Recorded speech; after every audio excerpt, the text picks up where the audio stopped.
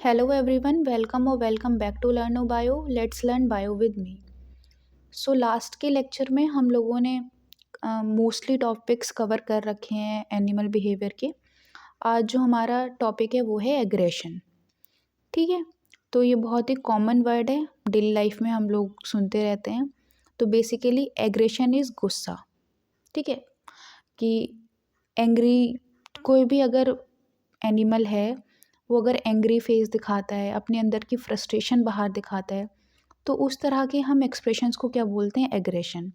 ठीक है, तो ये मोस्टली हर एक एनिमल में प्रेजेंट होता है। अब जो एग्रेशन है वो क्या है? Part of agonistic behaviour. तो एगोनिस्टिक बिहेवियर वो होते हैं जो किसी भी बाहर के स्टिमुलाई से जनरेट होते हैं, चाहे बाहर या भीतर किसी भी टाइप के स्टिमुलाई हो सकता है, चाहे वो इंटरनल हो या वो एक्सटर्नल हो। ठीक है, तो उन फॉर्मेट से, उन स्टिमुलाई से अगर किसी भी तरह का कोई रिएक्शन जनरेट हो रहा है और उस तरह का बिहेवियर हमें देखने को मिल रहा है, तो हम उसको क्या बोलेंगे? Agonistic behaviour. ठीक है, अब इसमें क्या होता है कि एग्रेशन जो होता है वो क्या करता है? वो इंटर और इंट्रा स्पेसिफिक कन्फ्लिक्ट को एडजस्ट करता है। इंटर मतलब दो जानवरों के बीच में, और इंट्रा मतलब एक सेम स्पीशीज़ के बीच में। तो अगर इस तरह की जैसे कोई भी एनिमल है, वो दो दो तरह की स्पीशीज़ के बीच में अगर कोई भी कन्फ्लिक्ट हो रहा है, कोई लड़ाई हो रही है, तो उसको भी कौन एडजस्ट करेगा? एग्रेशन। और अगर विद इन एनिमल या विद इन स्पीशीज़ कोई भी कॉन्फ्लिक्ट है, तो उसको भी एग्रेशन ही एडजस्ट करेगा। अब जो एग्रेशन है, इसके अराइज़ होने की बहुत सारे रीज़न्स हो सकते हैं। जो मोस्ट कॉमन रीज़न है वो क्या है कि ये फूड की वजह से हो सकता है, वाटर की वजह से हो सकता है, या स्पेस की वजह से हो सकता है। अब जैसे एग्रेशन के एग्जांपल्स क्या-क्या हैं कि किस-किस तरह से या किस-किस रूप में हम एग्रेशन को देख सकते हैं। तो जो मोस्टली जो नेकेड आइज़ से देख सकते हैं, या जो विज़िबल फीचर्स हैं, वो हैं फेशियल एग्रेशन। जैसे कोई भी व्यक्ति है या कोई भी एनिमल है, कोई इंसान है, अगर उसको एग्रेशन फ़ील हो रहा है, तो अगर उसका नेचर एग्रेसिव हो रहा है, तो उसके फेशियल रिएक्शंस होंगे या फीचर्स होंगे, वो कैसे हो जाएँगे? एग्रेसिव हो जाएँगे। ठीक है, तो उसको हम क्या बोलते हैं? Facial aggression. अब उसके बाद क्या होगा? चेज़िंग। चेज़िंग का मतलब होता है कि किसी चीज़ को ग्रैब करने की कोशिश करना, दौड़ के उसे पकड़ने की कोशिश करना, जो हमें किसमें दिखाई देती है? कैट में। जैसे कैट अगर एग्रेसिव हो जाती है, चूहे को पकड़ने के लिए दौड़ती है, उसे ग्रैब करने के लिए दौड़ती है, तो वो जो बिहेवियर होता है उसका एग्रेसिवनेस वाला, उसको हम क्या बोलते हैं? Chasing behaviour. अब ये ग्रैबिंग का भी मतलब वही है कि किसी चीज़ को जाके झट से उसको ग्रैब कर लेना, पकड़ लेना, जकड़ लेना। तो ये भी किस में आता है? एग्रेशन में।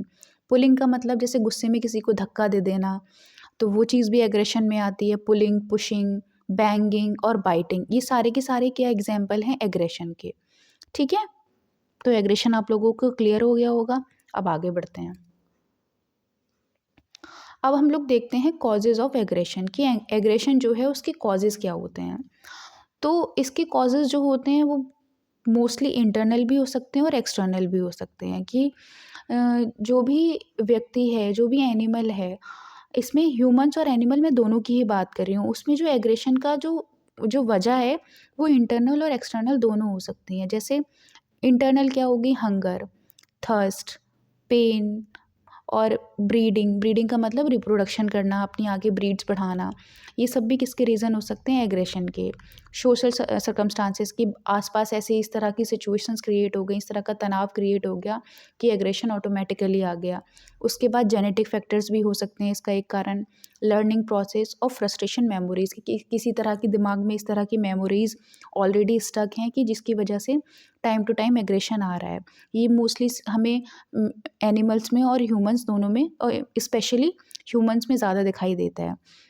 तो इन सारे फैक्टर्स में हम लोगों ने ये देखा कि जो भी फैक्टर हैं, जो भी ये कारक हैं, वो इंटरनल भी हो सकते हैं और एक्सटर्नल भी हो सकते हैं, जिनकी वजह से हमें एनिमल्स में एग्रेशन दिखाई देगा। ठीक है, अब उसके बाद हम लोग पढ़ते हैं टाइप्स ऑफ एग्रेशन, कि जो एग्रेशन है उसके कितने कितने टाइप हैं। तो बेसिकली हमें 3 से 4 ही याद रखने हैं। तो जो मोस्ट इम्पॉर्टेंट है वो है ज़ीनोफोबिया। अब जो ज़ीनोफोबिया है उसका मतलब होता है कि कोई भी स्ट्रेंजर, कोई भी बाहर का अगर स्ट्रेंजर दिखता है, तो उसकी वजह से हमें एग्रेशन या हमारे मन में बेचैनी अगर प्रोड्यूस होती है, तो वो उस तरह की एग्रेशन को या उसकी वजह से जो एग्रेशन प्रोड्यूस हुआ है, उसको हम बोलते हैं ज़ीनोफोबिया। तो ज़ीनोफोबिया इज़ एग्रेशन टुवर्ड्स स्ट्रेंजर। किसी भी स्ट्रेंजर के प्रति अगर हम एग्रेशन दिखाते हैं, तो वो होता है ज़ीनोफोबिया। ये मोस्टली हमें एनिमल्स में दिखाई देता है। जैसे आप लोगों ने डॉग्स में बहुत कॉमनली ये देखा होगा कि एक मोहल्ले के या एक कॉलोनी के जो डॉग होते हैं, उनका जो ग्रुप होता है, वो बहुत ही ज़्यादा इस चीज़ को कॉन्शियस रहते हैं कि अगर कोई भी दूसरी साइड का या दूसरी कंपनी का कोई अगर डॉग उनके यहाँ पे इन्वेड करने की कोशिश करता है, उनकी सोसाइटी में आने की कोशिश करता है, तो वो उसको सारे के सारे मिलके उसको भगाने का ही प्रयास करते रहते हैं, ठीक है? तो ये जो चीज़ें हैं, वो क्या है, ज़ीनोफोबिया, कि यहाँ पे क्या है कि बाहर का कोई भी स्ट्रेंजर आ गया, तो उसको अपनी टेरिटरी से बाहर हटाना है, ठीक है? तो ये चीज़ डॉग्स में हमें दिखती है। और ये ऐसा ही नहीं है कि डॉग में दूसरे डॉग के ही प्रति हो, ये ह्यूमन्स के लिए भी होती है कि जैसे जिनको वो जानता है, उनको वो सही से रिएक्ट करेगा, लेकिन जिनको वो नहीं जानता है, उनको चेज़ करेगा, उनको दौड़ाएगा या उनको अपनी टेरिटरी से, अपनी स्पेस से बाहर निकालने की कोशिश करेगा, ठीक है? तो ये तो चीज़ हो गई ज़ीनोफोबिया। अब उसके बाद जो सेकंड टाइप है, वो है क्राउडिंग। अब क्राउडिंग का मतलब क्या होता है कि अगर एक जगह पे बहुत सारे लोग इकट्ठे हो जाते हैं, ठीक है? तो अगर इस तरह से ओवर क्राउडिंग हो जाती है, तो इससे क्या होगा कि स्पेस की कमी हो जाएगी और इस वजह से लोग के इंटरेक्शंस बढ़ जाएँगे, और जब इंटरेक्शन बढ़ेंगे तो उनमें लड़ाई झगड़े बढ़ेंगे, जो लीड करेगा फर्दर किसको, एग्रेशन को। तो क्राउडिंग भी एक वजह है या एक टाइप है एग्रेशन का, ठीक है? उसके बाद ये थर्ड टाइप है, वो है स्पेस एग्रेशन, ठीक है? स्पेस एग्रेशन का मतलब ये होता है कि मोस्टली बहुत सारे एनिमल्स की स्पीशीज़ होती हैं जहाँ पे मेल्स, या मोस्टली अगर हम कह लें तो मेल्स जो होते हैं वो अपनी टेरिटरी की फीमेल्स को लेके प्रोटेक्टिव होते हैं, ठीक है? इसलिए ताकि कोई भी बाहर का या कोई अदर स्पेस का मेल आके उस फीमेल के साथ मेटिंग ना करे, ठीक है? तो सिर्फ मेटिंग और ब्रीडिंग के पर्पज़ के लिए, कोर्टशिप के लिए वो उन फीमेल्स को लेके प्रोटेक्टिव होते हैं और उनको दूसरे मेल से दूर रखते हैं, ठीक है? तो ये किस में आता है, स्पेस एग्रेशन में। उसके बाद जो चौथा है, वो है सीज़नल चेंजेस।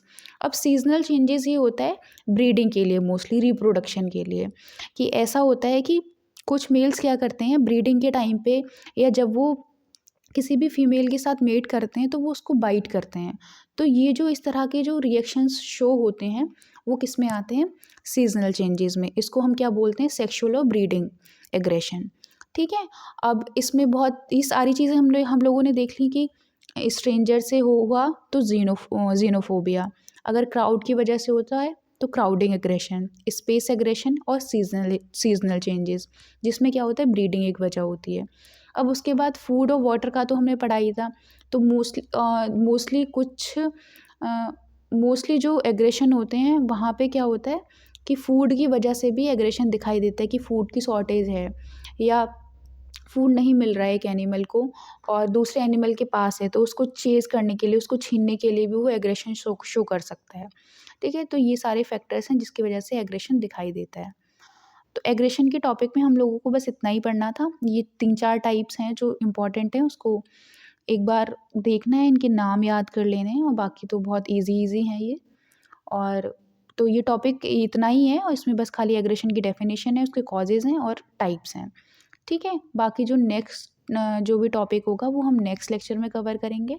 आज के लिए इतना ही रखते हैं, और अगर आपको वीडियो अच्छी लगी हो तो लाइक करें एंड चैनल को सब्सक्राइब करें। Thank you.